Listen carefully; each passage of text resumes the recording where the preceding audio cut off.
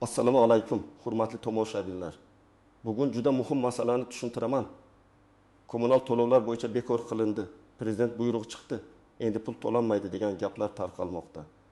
Bu ma'lumot har bir xonadon, har bir ijarachi, har bir tadbirkor va ayniqsa qarzdorlik bor oilalar uchun juda muhim. Chunki noto'g'ri tushunsangiz, ertaga jarima, penya uzilish yoki sud ijrosi bilan muammoga tushib qolishingiz mumkin. To'g'ri tushunsangiz esa ortiqcha pul to'lamaysiz. Noqonuniy hisoblangan qarzni bekor qildirasiz va o'z huquqingizni himoya qilasiz. Hozirning o'zida kanalga obuna bo'lib qo'ying, videoga like bosing. Men bu mavzuni oddiy tilda hujjat, amaliyot va hayotiy misollar asosida tushuntiraman. Eng muhimi, kommunal to'lov bekor qilindi degan gap nimani anglatadi, nimani anglatmaydi? Kimlar xotirjam bo'lishi mumkin? Kimlar esa hoziroq tekshiruv qilishi kerak? Barchasini ketma-ket aytaman. Men avvalo eng katta chalkashlikni ochiq aytaman. Kommunal xizmatlar, ya'ni elektr energiya, tabiiy gaz, sovuq suv, issiq suv, isitish, chiqindi olib chiqish kabi xizmatlar butunlay bepul bo'lib qolmadi. Hech kim endi hamma kommunal xizmatlardan tekin foydalanadi degan rasmiy qaror chiqargani yo'q. Lekin ayrim holatlarda aholidan noqonuniy undirilayotgan to'lovlar, asossiz qarzdorliklar, noto'g'ri hisoblangan penya va eski davrdagi tushunarsiz qarzlar bekor qilinishi yoki qayta ko'rib chiqilishi mumkin. Mana shu joyni juda aniq tushunish kerak. Avvallari ko'p xonadonlarda shunday holat bo'lardi. Fuqaro hisoblagich ko'rsatkichini vaqtida bermagan, tizim esa o'rtacha iste'mol bo'yicha katta summa yozgan yoki xonadon bo'sh turgan, hech kim yashamagan, lekin suv, issiqlik yoki chiqindi uchun har oy to'lov hisoblangan. Yana bir holat, uy sotilgan, eski egadan qolgan qarz yangi egaga o'tib ketgan. Fuqaro, men bu uyga endi ko'chib keldim, bu qarzni men ishlatmaganman desa ham, idora hisob raqamda qarz turibdi, to'lang deb turib olgan. Mana shunday vaziyatlar ko'p odamlarni qiynagan. Hozirgi o'zgarishlarning mazmuni shundaki, davlat rahbari darajasida aholining kommunal sohadagi murojaatlari asossiz qarzdorliklar, hisob-kitobdagi adolatsizliklar va ortiqcha undirishlar bo'yicha tartib kuchaytirilmoqda. Ya'ni kimdir xizmatdan foydalangan bo'lsa albatta to'laydi. Lekin kimdir foydalanmagan xizmat uchun, hujjatsiz qarz uchun, noto'g'ri bazaga kiritilgan summa uchun, qonuniy asosi bo'lmagan penya uchun pul to'lashi shart emas. Bu yerda bekor qilindi deganda aynan shunday asossiz hisob-kitoblarni bekor qilish, fuqaroni himoya qilish va idoralarni tartibga chaqirish tushuniladi. Men buni sodda misol bilan tushuntiraman. Bir oilaning elektr hisoblagichi bor. Hisoblagich 37 kilovat ko'rsatgan, oila shuni to'lashi kerak. Lekin tizimda xatolik bo'lib, 3000 o'rniga 3500 kilovat yozilgan. Agar fuqaro tekshirmasa, unga katta qarz chiqadi. Endi bunday holatda fuqaro men to'lamayman deb shunchaki o'tirib olmasligi kerak. U dalil bilan murojaat qiladi. Hisoblagich rasmi, oxirgi to'lov kvitantsiyasi, pasport ma'lumotlari, ariza bilan idoraga boradi. Tekshiruvdan so'ng noto'g'ri hisoblangan summa bekor qilinishi kerak. Mana yangilikning asl foydasi shu. Asosiy qism yer. Kim nimani bilishi kerak, kim xavotir olsin, kim xotirjam bo'lsin, birinchi navbatda qarzdorligi borlar diqqat bilan eshitsin. Agar sizning telefoningizga elektrdan 1 million 200 ming so'm qarzingiz bor, gazdan 3 million so'm qarzdorsiz, suvdan eski qarz turibdi degan xabarlar kelayotgan bo'lsa, darhol o'zingizni aybdor deb hisoblab pul to'lab yubormang. Men mutaxassis sifatida doim aytaman, avval qarzning manbasini aniqlang. Qarz qaysi oylar uchun hisoblangan? Hisoblagich ko'rsatkichi qanday olingan? Qarzsiz yashagan davrga tegishlimi? Xonadonda ro'yxatda nechta odam turgan? Xizmat haqi hisoblagich bo'yicha yozilganmi yoki normativ bo'yicha yozilganmi? Ana shu savollarga javob topilmaguncha qarzning qonuniy yoki noqonuniyligini bilib bo'lmaydi. Masalan, Toshkent viloyatida yashovchi fuqaro uyini 2023 yilda sotib oldi. Uyning eski egasi gazdan 2 million 400 ming so'm qarz qoldirgan. Yangi egaga esa idora hisob raqamda qarz bor, to'lov qilmasangiz gaz cheklanadi deydi. Bu yerda masala shunday. Agar oldi-sotdi shartnomasida eski qarzlar bo'yicha majburiyat yangi egaga o'tishi alohida ko'rsatilmagan bo'lsa, yangi egadan eski egadan qolgan iste'mol uchun pul talab qilish adolatli emas. Fuqaro kadastr hujjati, oldi-sotdi shartnomasi va yashashni boshlagan sanasini ko'rsatib, qayta hisob-kitob talab qilish kerak. Mana shunday holatlarda asossiz qarz bekor qildirilishi mumkin. Ikkinchi misol, Samarqandda bir oila 2 yil davomida Rossiyada ishlagan, uy yopiq turgan. Lekin chiqindi uchun har oy to'lov yozilib borgan. Qaytib kelishsa, 700 ming so'm qarz. Endi savol, xizmat ko'rsatilganmi?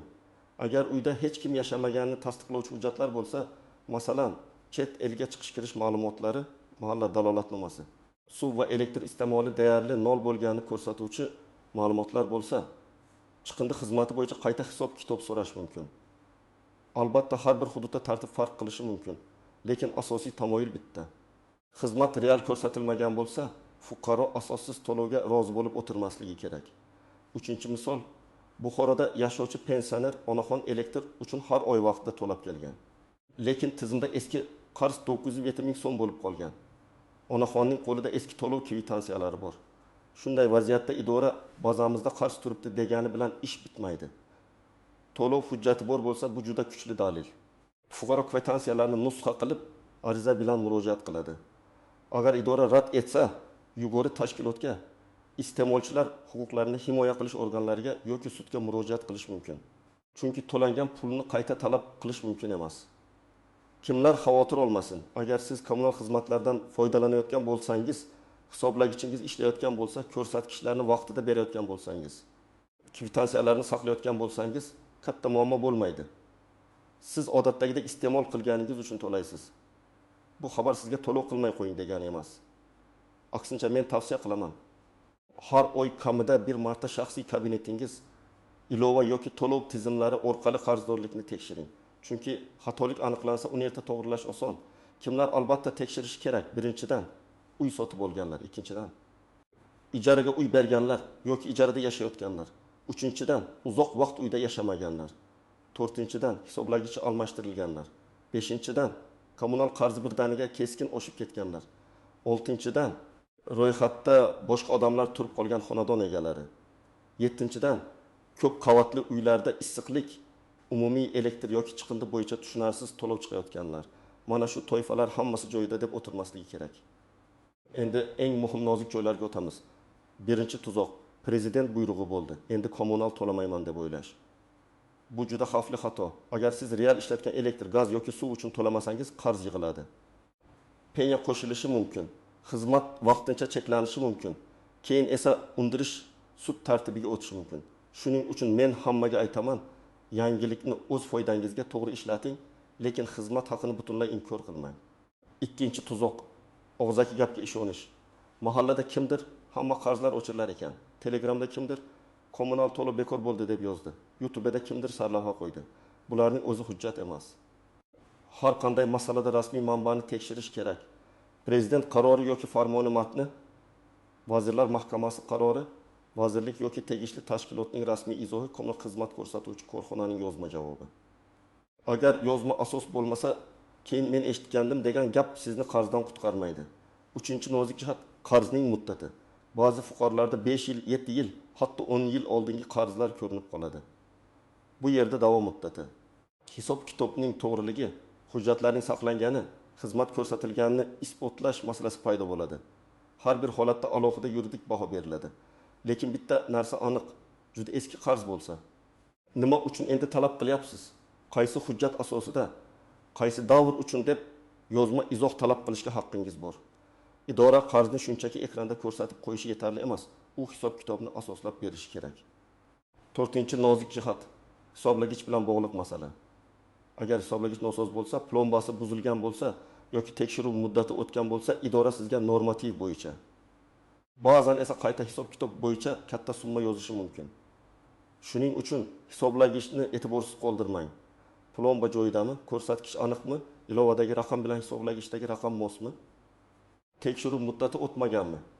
Bularni vaqti bilan tekshirib turing. Agar hisoblagich almashtirilsa, albatta davolatnoma oling.